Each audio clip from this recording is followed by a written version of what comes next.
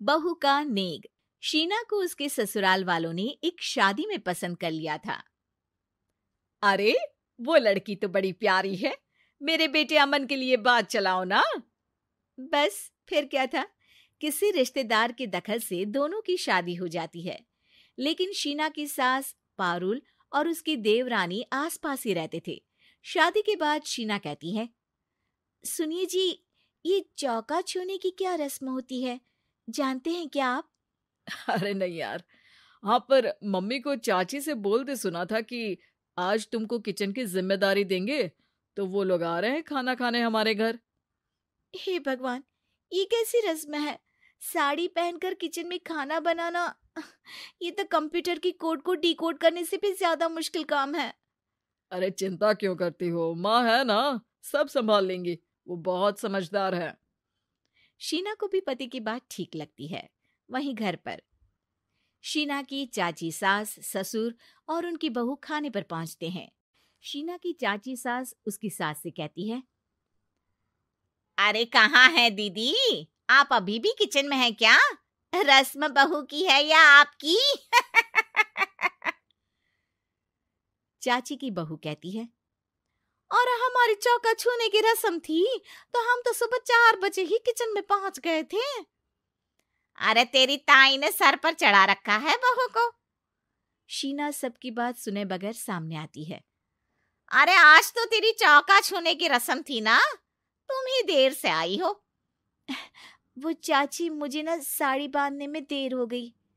तो वक्त से उठा करो ना, पता है जब नई शादी है, रस्में होनी है, तो फिर थोड़ा कम आराम कर लोगी तो कुछ घट नहीं जाएगा। शीना की सास को बहुत बुरा लगता है कि चाची उसकी बहू से ऐसे बात कर रही है। अरे शीना, चलो किचन में, मैं तुम्हें समझा देती हूँ कि कैसे क्या करना है। देखो, मैंने सब बनाकर यहाँ रख दिया है। तुम्हें सिर्फ हलवा बनाना है। उसकी भी पूरी तैयारी कर दी है बेटा। बस किशमिश डालकर हलवा में मिलाकर लेकर आ जाना। बस फिर क्या था, एक एक कर शीना सारा खाना टेबल पर लगा देती है। अरे बहू ने इतना सब बना दिया, वाह जी वाह।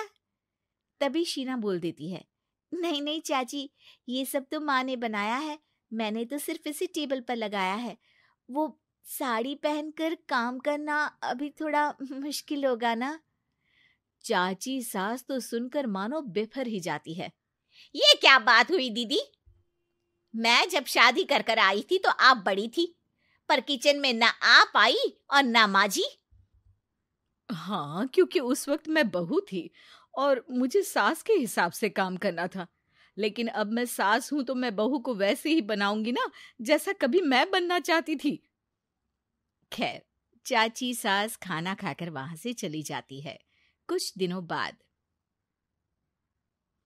अरे शीना, ये क्या पहन रखा है? हे भगवान, इस परिवार में क्या हो रहा है? अरे क्या हुआ छोटी, इतना क्यों चिल्ला रही हो? इसने पहना क्या है? अरे दीदी, क्यों इतनी छूट दे रही हो? शीना, जो कि सलवार सूट पहने खड़ी थी, चाची के गुस्से को देखते ही अंदर चली जाती है। देख छोटी, हम दोनों को आज की बहुओं से तुलना नहीं करनी चाहिए।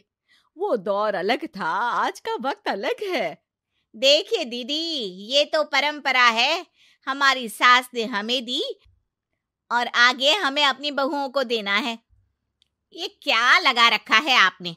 आप तो पूरी संस्कृति ही खराब कर रही हैं।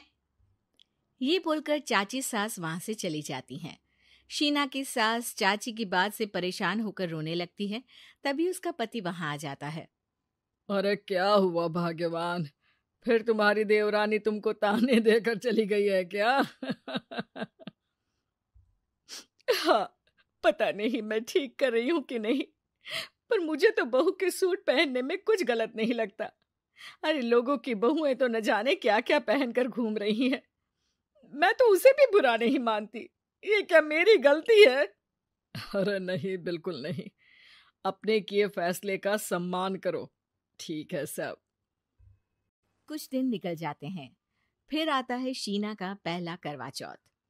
अरे शीना बेटा, यह त्योहार हमारे घर में बहुत मायने रखता है। तुम शाम की पूजा के लिए अच्छे से तैयार हो जाना। और सुनो, चाची सास और उनकी बहू भी यहाँ आएंगी पूजा के लिए, तो खाना भी बनाना है, वो मैं बना लेती हूँ। तुम बस आज के दिन साड़ी पहनना बेटा। शीना समझ नहीं पाती है कि चाची सास के आने पर उसकी सास उसे साड़ी पहनने को क्यों बोलती है। नहीं नहीं माँ जी, मैं सारा खाना बना लूंगी, आप उसकी चिंता ना करिए, अब तो मैंने सब कुछ सीख लिया है। शीना की सास उसकी बात पर खुश हो जाती है। छोटी को पता न चले कि मेरी बहू घर में सूट पहनती है, तो मैंने आज साड़ी पहनने को बोल दिया। क्यों लोगों को बिना वजह बात बनाने का मौका दें। शाम को सब पूजा पाठ करके बैठे होते हैं कि चाची सास की बहू चाची सास से कहती है, माँ जी, आज के दिन तो आप लोगों के घर बहुओं को नेक दिया जाता है ना? हाँ हाँ बहू, बोलना, तुझे तेरी सास से क्या चाहिए? हाँ शीना बेटा, तू भी बता दे कि तुझे क्या चाहिए। मम्मी जी, मुझे ना आपका वो रानी हार चाहिए जो आपने अभी पहना है। चाची सास थोड़ा हिचकिचाते हुए कहती है, हाँ हाँ ले लेना, सब तेरा ही तो है। तुझे कौन सा हार चाहिए बहू? माँ जी, मुझे नेक में आपसे परमिशन चाहिए कि आप मुझे नौकरी की इजाजत दें। आप तो जानती हैं कि मैं और ये एक ही कॉलेज में एक ही क्लास में साथ में थे, लेकिन आज वो कहाँ है और मैं कहाँ। वाह जी वाह, ये भी सुनना बाकी रह गया था, इस खानदान की बहू नौकरी करने बाहर जाएगी। और मैं भी तो इंटर पास हूँ, पूरे 2nd डिवीजन, लेकिन कभी मजाल है कि नौकरी की बात की हो। पर दीदी, मैंने MBA किया है, वो भी बड़े संस्थान से। तभी शीना का पति और ससुर भी वहां आ जाते हैं। देखो बेटा, मैं वही सोच रहा था कि तुम नौकरी करने के लिए क्यों नहीं बोल रही हो। मुझे लगा शायद तुम नौकरी करना नहीं चाहती हो। नहीं पापा, वो तो हमेशा से ही कुछ नाम कमाना चाहती है। अपने माता पिता को भी इसने कहा था कि वो आप लोगों को अपनी तरह से समझ लेगी। सास को शांत दिखकर शीना कहती है, मम्मी जी, मैं वादा करती हूँ, घर का सारा काम करके ही ऑफिस जाऊंगी। खाना पीना किसी भी चीज के लिए घर वालों को परेशानी नहीं होने दूंगी। वक्त से पहले उठूंगी और काम वाली को भी हटवा दूंगी। शीना की बात सुनकर सास हंस पड़ती है। अरे शीना, ये ज्यादा हो गया। हाँ बिल्कुल काम करो बेटा, पढ़ी लिखी हो, नौकरी में अच्छा कर सकती हो। जरूर बेटा, दिया तुम्हें तुम्हारा नेग। हाँ, पुरानी परंपरा जरूरी नहीं कि अच्छी ही हो, कभी कभी बदलाव लाना भी जरूरी होता है, जिसे देर से ही सही लेकिन समाज अपना ही लेता है। बहू बनी शेरनी। मीरा सोसाइटी में नई नई रहने आई थी। एक रोज उसकी पड़ोसन कहती है, हाय, मेरा नाम तमन्ना है, मैं पास के घर में रहती हूँ। आप नई आई हैं तो सोचा मिलाऊं। अच्छा किया, आइए ना बैठिए, मैं आपके लिए चाय लेकर आती हूँ। अरे नहीं, चाय तो मैं साथ लाई हूँ। सोचा आपने अभी अपना किचन सेट किया होगा कि भी नहीं। ये तो अच्छा किया, सच बहुत मन था चाय पीने का। ये मेरे हाथ के नमकीन खाइए। मीरा और तमन्ना में दोस्ती हो जाती है, लेकिन धीरे धीरे पता चलता है कि दोनों हैं एक दूसरे से बिल्कुल अलग। एक दिन दोनों पार्क में घूम रही थी कि एक लड़की मीरा को देखकर कहती है, कैसे रंग की साड़ी पहनी है, एक तो इतनी गर्मी, ऊपर से चटक रंग, कितनी गवार दिख रही है ना ये पीली साड़ी वाली। हाँ, और बाल भी कैसे उड़े उड़े हैं। तमन्ना को गुस्सा आ जाता है। हाँ, तो उसके उड़े हैं ना, तुम लोगों को क्यों जलन हो रही है? और रहा सवाल साड़ी के रंग का, तो जरा फैशन सेंस ऑन करो। इस समर ये रंग ऑन फैशन है, समझी? वो दोनों लड़कियां तमन्ना से लड़ने आ जाती हैं कि अरे छोड़ ना, जी रहने दीजिए। हाँ, सही कह रही हैं, खराबी तो है मेरे बाल और साड़ी, आप प्लीज जाइए यहाँ से। अरे क्यों इतना स्वीट बनती है तू सबसे, हर किसी को जवाब दिया करना। अरे क्या करना है, वो बुरा बोल रहे हैं तो अपना मुंह भी खराब कर ले क्या? ऐसा नहीं होता है, किसी की बुरी बात सुनने का मतलब है कि वो लोग सही बोल रहे थे। अरे किसी के बोलने से क्या होता है, हम क्यों अपना मुंह खराब करें। खैर, मीरा शांति से रहती, बच्चों को देखती, खिलाती। उसका पति काम के सिलसिले से हमेशा बाहर ही रहता था, तो वो कोशिश करती कि उसके बच्चों को किसी भी चीज की कमी ना हो। एक रोज सास कहती है, अरे सारा दिन बच्चों में लगी रहती है। पता है बेटा यहाँ नहीं रहता मेरा, लेकिन मजाल है कि ये मेरा ख्याल रख ले। माफ करिए माँ जी, वो मयंक को स्पीच थेरेपी दिलाने ले गई थी। मैं अभी आपकी चाय बना देती हूँ। अरे चाय नहीं चाहिए, चाय पिला पिला कर मार दे तू। तेरे बाप ने बोला था कि शादी के वक्त 2 लाख देने के लिए, अभी तक 1 लाख दिए हैं, बाकी के पैसा कब देगा? बच्चे हो गए लेकिन दहेज पूरा नहीं दिया। माँ जी, वो पैसे उन्होंने मयंक के पापा को बिजनेस लगाने में जो मदद की थी ना, उसमें दे दिए थे। अरे वाह जी वाह, उसमें तो देना ही पड़ेगा ना, वो तो अलग से पैसे थे। तू रोज खाती है पीती है, उसके पैसे कहाँ से आएंगे? और ये तेरे बच्चे। तभी मीरा को गुस्सा आ जाता है। वो सास को आंख दिखाती है और सास कुछ सोचकर वहां से निकल जाती है। तभी वहां मीरा की दोस्त आ जाती है। क्या कह रही थी? कौन से पैसे ले लिए तेरे पापा ने? मीरा मुस्कुरा देती है। अरे वो पुराने लोग हैं ना, अपने तरीके से सोचते समझते हैं, छोड़ ना। और पता कैसे आना हुआ? अरे तेरा कुछ नहीं हो सकता। मेरी सास होती ना तो ऐसा मुंह तोड़ जवाब देती कि देखती रह जाती। मीरा मुस्कुरा देती है। मीरा सारा दिन घर का काम करती, शाम को तमन्ना के साथ अपने बच्चों को लेकर पार्क में जाती, जहां दोनों के बच्चे मिलजुल कर खेलते।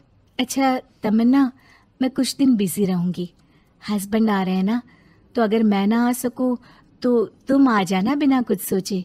मीरा घर आ जाती है, जहां पति पहले से ही मौजूद होता है।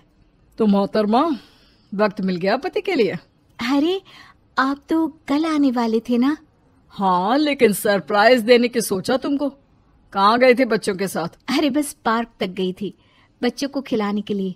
वैसे अगर आपने सरप्राइज नहीं दिया होता तो मैं कुछ स्पेशल बनाती आपके लिए। अरे तुम्हारे हाथ की तो सिंपल दाल भी स्पेशल होती है। कुछ भी बना लो मीरा। मीरा का पति उससे बहुत प्यार करता था, वो उसे समझता था, लेकिन कभी कभी उस पर गुस्सा भी हो जाता था। अरे घर पर कोई है? कहाँ है मीरा? तभी तमन्ना के कान में मीरा के पति की आवाज आती है। यार बच्चे बच्चे, हमेशा तुम्हारा ध्यान बच्चों पर रहता है। चलो ठीक भी है, लेकिन मेरा भी तो सोचो। तुम्हें कौन सी शर्ट साफ करने को कहा था और तुमने कौन सी कर दी? यार पता नहीं ध्यान कहाँ रहता है तुम्हारा। जरा सी भी स्मार्टनेस नाम की चीज नहीं है, न बोलना आता है न समझना। मुझे आपने सफेद शर्ट साफ करने को कहा था, ये सफेद ही तो है। अरे पागल औरत, मुंह से सफेद निकल गया होगा, ये नीली करनी थी। लेकिन तुम खुद की अकल लगाओ तब ना पता चले कि कौन सी करनी है। तमन्ना बाहर खड़ी सब सुन रही थी। उसने वहां से निकल जाने में ही भलाई समझी, लेकिन अगले रोज पार्क में। देखो मुझे गलत मत समझना, मैं ये नहीं कह रही हूँ कि तुम अपने पति से लड़ो या उसका मुंह तोड़ दो, लेकिन अपनी बात रखना तो सीखो। जमाना ऐसा नहीं है कि कोई किसी को कुछ भी सुना दे और अगला चुप रहे। चुप रहना ठीक है, लेकिन एक लेवल तक। मैं समझ रही हूँ तमन्ना, लेकिन मेरा नेचर कभी रहा ही नहीं। हाँ, मुझे भी गुस्सा आ जाता है, लगता है गलती कहाँ है, पर समझ में ही नहीं आता कि बोलूं क्या। खैर, बात आई गई हो जाती है। एक दिन मीरा के घर में बैठ तमन्ना और मीरा चाय पी रहे होते हैं कि वहां मीरा का बेटा रोते हुए आता है। मीरा घबरा जाती है। क्या हुआ बेटा? बेटे का रो रो कर बुरा हाल होता है, वो सिसकियां भर रहा होता है। क्या हुआ बेटा, कुछ तो बताओ। तभी पीछे से मीरा की बेटी भी आ जाती है। क्या हुआ भाई को बेटा? माँ, नीचे एक अंकल ने उसकी हंसी उड़ाई, उसे तोतला बोला। मीरा को बेटी की बात सुनकर गुस्सा आ जाता है। वो दौड़कर पार्क में बेटी के साथ जाती है। तमन्ना भी मीरा के पीछे जाती है। कौन थे अंकल? हाँ, वो लाल शर्ट वाले। क्या आपने मेरे बेटे को तोतला बोला? हाँ, क्योंकि वो तोतला रहा था। तोतला कहीं का। मीरा गुस्से से लाल हो जाती है और जोर जोर से चिल्लाने लगती है। मजाक समझा है क्या? किसी बच्चे के तोतलेपन को दूर करने के लिए माँ कितनी मेहनत करती है। मैं रोज उसे सबके सामने बोलने के लिए प्रेरित करती हूँ। बड़ी मुश्किल से मेरे बेटे ने बोलना सीखा है, उसे भी चुप करा दिया आपने, क्यों? मुझे माफ कर दीजिए। आपका बच्चा होता तो क्या उसका भी आप ऐसे ही मजाक उड़ाते? देख लीजिए मिस्टर, साफ बता दे रही हूँ, भूल से भी मेरे बच्चों का मजाक उड़ाने की कोशिश की तो बहुत ज्यादा बुरा हो जाएगा। तमन्ना दूर खड़ी मीरा का ये रूप देख रही होती है। वो समझ जाती है कि एक औरत के अंदर की शेरनी तभी जगती है जब उसके बच्चे को कुछ कहा जाए।